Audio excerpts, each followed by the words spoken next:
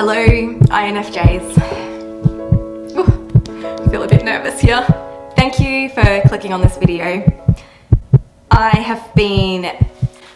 This is an unscripted video because I have a lot on my heart, a lot on my chest that I do want to get out. I do want to share this with you. How do I begin this? How do I begin?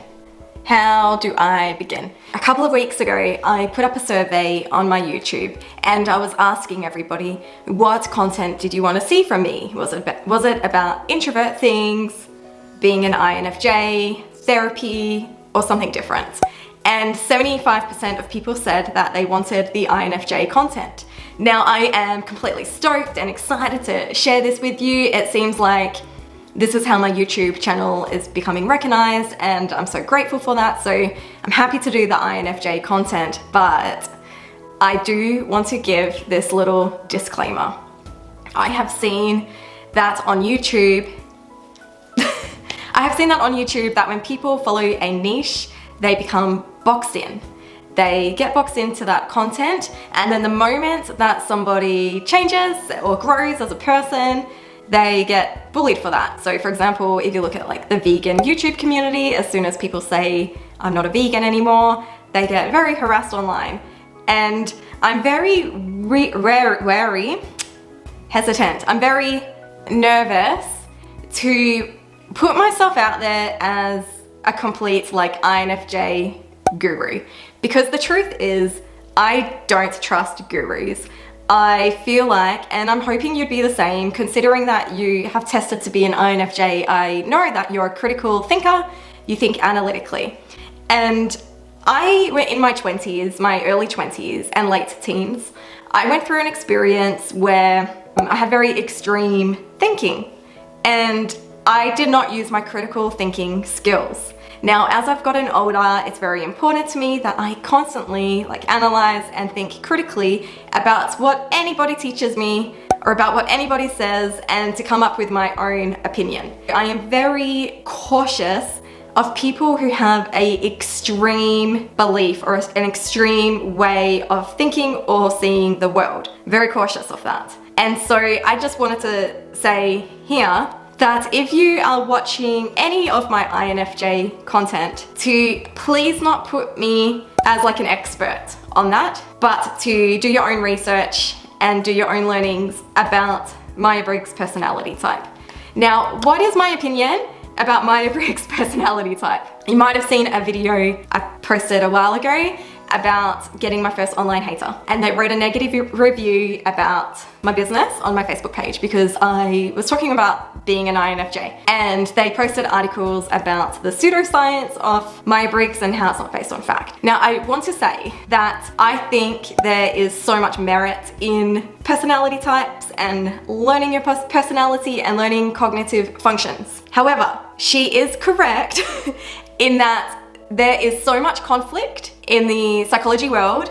And firstly, I am not a psychologist, I am a counsellor, and we're going to talk about that in this video as well. But I'm not a psychologist, but I do want to say that I think that Myer Briggs personality type indicators, it can be fun. It's an interesting way for you to learn about yourself and to learn about others. I know that when I've done a few tests like through workplace and at home, and it was mind-blowing for me. It was very eye-opening for me to read about being an INFJ, and that's why I started making this content, because I love talking about it. I think it's really interesting. Like, it's so interesting and it makes sense to me, and I felt like I found my people. But in saying that, it's not a scientifically validated tool for assessing personality. It's a theory. Just like a lot of other personality typing, it's a theory, like the nature versus nurture of your personality. It's a theory, or your birth order, how your personality is based on firstborn, middle child, youngest. So there's a lot of critics out there that will argue that it's too simplistic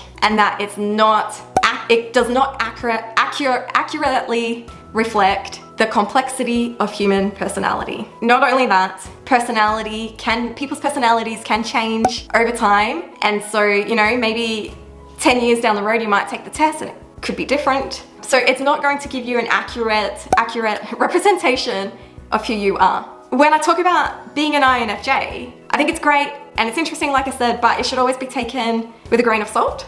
And it shouldn't be the sole basis for us making important decisions in our life. So I was reading about what do psychologists think about it. So psychologists, they have mixed opinions about this. Some psychologists find it to be a useful tool for introspection and self-discovery. As a counsellor, I think it's a great tool for that introspection and self-discovery. I agree with those psychologists. And then others will criticize the lack of scientific rigor, which is also how I feel.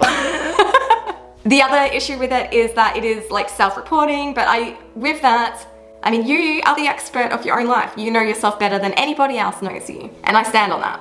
So even though it has not been, there's no empirical evidence to support its claims, there have been so many people who have tested like an INFJ or some other personality type, and it can be a very like aha moment. It can be a big moment, a big light bulb moment for people to really understand themselves and to also find like-minded people. The other thing I've noticed as well is I received a comment, and they did say they didn't mean it in a disrespectful way, so cool.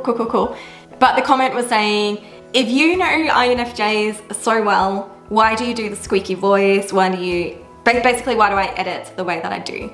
And again, this highlighted to me about the importance of not boxing people in or even labeling people, because look, you can look at YouTube and you might have heard of Frank James, who talks a lot about being an INFJ, and he now talks about a lot of other personality types. And then you have Wenzies, who is a big INFJ YouTuber. And you look at both of them and you know what? They're completely different people. And I'm different than Frank James. I'm different than Wenzies. And through my counselling practice, I have met so many INFJs, and you're all different. And it's so important so for me as a counsellor, when someone comes into a session, it's great knowing that they're an INFJ or another personality type. It's very insightful, but I don't go in thinking that their story is the same as someone else's.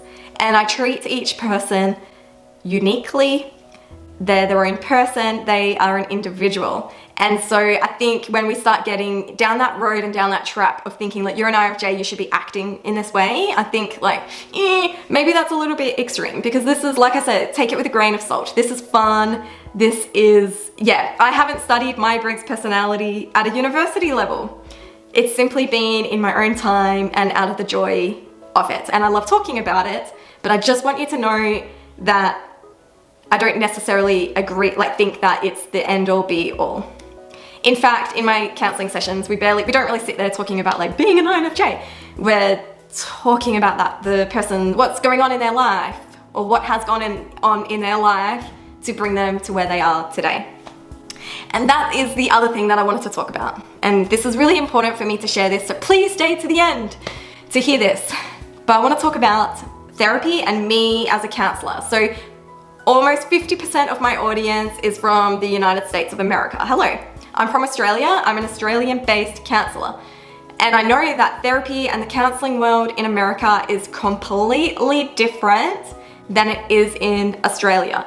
I have a lower qualification than therapists do in America, and I wanted to make that clear because in my code of ethics it says it's very important to say clearly what your qualifications are. Now, back in the early 2000s, I studied to become a youth worker, so I did a Bachelor of Social Science youth work, and I worked in the field of youth and social services up until I had my first baby. Well, no, even longer. I have worked in the youth and social services field since then, and I worked in various settings. I've talked about this before, in homelessness and youth shelters, youth justice, local government, state government, non-for-profits, foster care, all of it. I've done it all. And then after I had my baby, I knew I wanted to stay home with my kids. I knew I wanted to be there. And youth work, like working in youth work, obviously young people are available after school and on weekends and on school holidays. And I just didn't think that would work with my family, and I was burnt out from the field. If you have worked ever alongside like child protection and all of that, you know how much that can burn you out.